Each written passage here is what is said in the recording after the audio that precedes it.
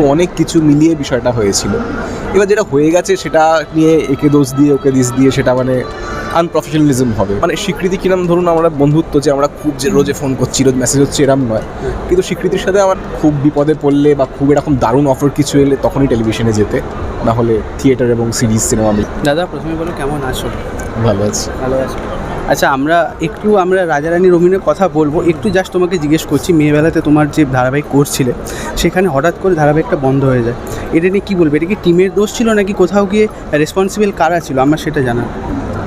দেখুন, মানে পৃথিবীটায় সব কিছুই না বলবে কানেক্টেড, তো অনেক কিছু মিলিয়ে বিষয়টা হয়েছিল। এবার যেটা হয়ে গেছে সেটা নিয়ে একে দোষ দিয়ে ওকে দিস দিয়ে সেটা মানে আনপ্রফেশনালিজম হবে। প্রফেশনাল হিসেবে আমরা মেনে নেওয়াই ভালো যে সেটা শেষ হয়ে গেছে, আমরা মুভ অন করেছি, সবাই মুভ অন করেছে এবং সেটাই জীবনের রীতি। তুমি একটা কথা বলেছিলে, ধারাবাহিক যখন আমার টাকার অভাব পড়বে, পকেটে থাকবে না, তখন আমি ধারাবাহিক করবো।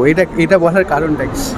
না, বলার কারণ হতে মানে আমি এটা নয় যে আমি বলছি টেলিভিশন মানে সেরকম বড় কাজ নয়। টেলিভিশন অবভিয়াসলি, মানে আমি এর আগেও বলেছি যে যদি টেলিভিশনের ক্ষেত্রে আপনি দেখেন, সিনেমার 3-4 জনকে যদি বাদ দেন, টেলিভিশন স্টারেরা বড় স্টার, অর্থের দিক থেকেও অনেক উঁচু জায়গায়। এবং আমিও যে খ্যাতিটা চটজলদি পেয়েছি সেটা টেলিভিশনের জন্য।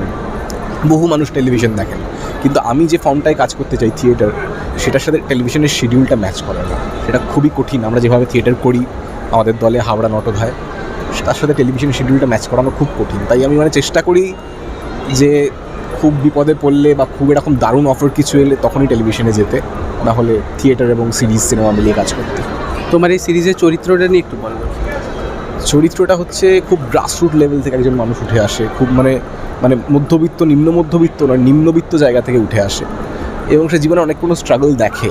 এবং যখন সে বুঝতে পারে যে একটা হয় না যে মেয়েটাকে আমি স্বপ্নে ভাবতাম যে আমার হতে পারে, সে অ্যাকচুয়ালি আমার হয়ে যাচ্ছে, তখন সে হঠাৎ নিজে খুব কনফিডেন্ট ফিল করে এবং তার জীবনে একটা উত্তরণ ঘটে। এবার সেই নিয়েই গল্পটা এগোয়, সেটা কোন দিকে এগোয় অবভিয়াসলি। দাদা কি তাহলে রিলেট করতে পারছে? কারণ দাদাকেও আমরা জানি যতটুকু, যে দাদা অনেক স্ট্রাগল করে উঠেছে, তাহলে কোথাও গিয়ে সেই স্ট্রাগলটা এখানে দেখুন, সত্যি কথা বলতে মানে আমরা মধ্যবিত্ত ফ্যামিলির ছেলেরা একটা স্ট্রাগল করে উঠি, কারণ যাদের আমাদের কোনো ব্যাকগ্রাউন্ড নেই তাদেরকে মানে কাজের মধ্যে দিয়ে নিজেকে চেনাতে হয়। কিন্তু আমরা এমন একটা দেশে থাকি না যেখানে এর থেকে অনেক অনেক বেশি স্ট্রাগল লোকজন করে। যিনি আমার বাড়িতে 3 তলায় সিলিন্ডার দিতে আসেন দুপুরবেলা, তার স্ট্রাগলটা অনেক বেশি। তাই এগুলো দেখলে তখন আর নিজের স্ট্রাগলটাকে মনে হয় না যে কিছু।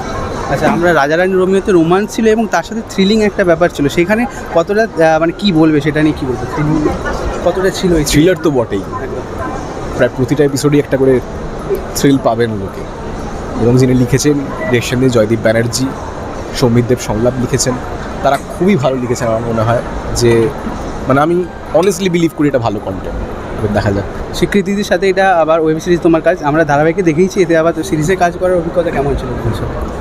সিরিজে বা ধারাবাহিকে ওর সাথে আমার মানে স্বীকৃতি কিরম, ধরুন আমরা বন্ধুত্ব যে আমরা খুব যে রোজে ফোন করছি, রোজ মেসেজ হচ্ছে, এরম নয়। কিন্তু স্বীকৃতির সাথে আমার একটা মানে আন্ডারস্ট্যান্ডিং আছে যে ও কী বলবে, ও কি কমফর্ট জোন বা আমার কি কমফর্ট জোন ও জানে, সেটা কোনোভাবে তৈরি হয়ে গেছে। তাই আমরা খুবই যখন কাজ করি খুব ইজিলি ব্যাপারটা হয়ে যায়। আর জয়জিৎদার সাথে? জয়জিৎ একজন সিনিয়র অ্যাক্টর এবং তিনি সবসময় আমাদের খুব হেল্প করেছেন। মানে জয়জিৎদা দুর্দান্ত এন্টারটেনার, মানে ওনার এনার্জি লেভেল যেরকম, মানে আমার থেকে উনি বয়সে বড় কিন্তু এনার্জি লেভেলে উনি অনেক বেশি। সবসময় এন্টারটেইন করতেন, মজার মজার কথা বলতেন এবং আমার খুবই ভালো লাগে জয়জিৎদার সাথে কাজ করে। শেষে দর্শকদের কী বলবো? দর্শকদের বলবো যে অবশ্যই সাবস্ক্রাইব করুন এবং দেখুন রাজা রানী রোমিও, কারণ খুব ভালো লাগবে, সত্যিই ভালো লাগবে।